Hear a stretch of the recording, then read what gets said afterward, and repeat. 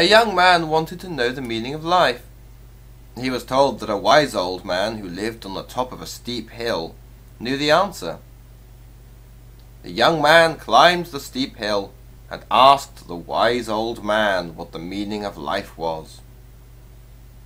"Life," said the wise old man, "is a fountain." "That's it? I climbed this steep hill for that?" said the young man, getting angry. "Okay," said the wise old man. "Life is not a fountain." Edgar Malloy. Did someone say aloha? There it was again. I rushed upwards shouting, "I did! I'm a supermarket trolley. I believe in the scientific method, the laws of gravity and commerce. I believe that any product with the word new on its packaging really is new. I believe in coupons, bulk buying, and for some quite unknown reason which I simply cannot get my head around, I believe in God." I reached the top of a small rise and saw him. A short old man in a bright green ski jacket, holding an oxygen mask in one hand and a satellite telephone in the other. He was waving at me. I creaked over to him. I was on my last legs. "George Mills, Jr.?" I said. The old man took a good long intake of air from his oxygen mask, then spoke. He said, "My name isn't George Mills, Jr." "It isn't?" "It's Ronald Wooten. I'm a financial planning manager."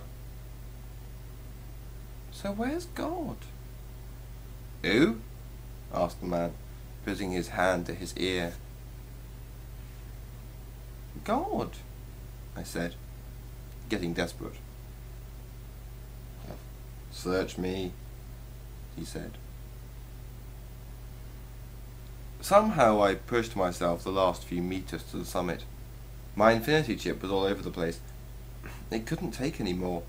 On the summit of Everest, almost hidden from view by a sea of flags, was a grey, 3-story building. By the main entrance was a brass plaque, which had the following words engraved on it: "The Himalayan Institute of Mountaineering." Next to the institute were 2 little shacks with the same word on each door: "Toilet." There were hundreds of people sitting in little groups. Some were talking on satellite phones, some were reading books, others were sleeping or writing postcards or preparing meals over camp stoves. Some were relaxing in deck chairs, listening to Walkmans. There was a TV crew filming the little groups of people. Photographers were taking promotional shots of all manner of products propped up in the snow. On another part of the summit, 3 people were hastily putting together a hang glider, while a little further on, 5 painters were busy in different sized canvases, trying to catch the horizon that curved around them. A few feet away from the painters was a bunch of religious nuts: a Catholic priest, a rabbi, 3 Muslims, a few Hindus, a Sikh, a liberal spread of Protestants, and a number of Tibetan Buddhists. They were all arguing politely with each other about the nature of God and other stuff. Every few minutes or so, they would all take deep inhalations of air from the oxygen masks they carried, and look at their watches. Then the argument would start up again, as if there had never been a pause at all. The painters asked them to keep their voices down. They were trying to concentrate. There was then a great deal of commotion as a long procession of about 40 figures marched onto the summit. They all wore white fur coats and were carrying tools, doors, desks, and pieces of wood. "Thank God they're finally here," shouted the Catholic priest, as the religious nuts rushed to embrace the 40 or so white figures. "Erected over here! Quick! Hurry, hurry!"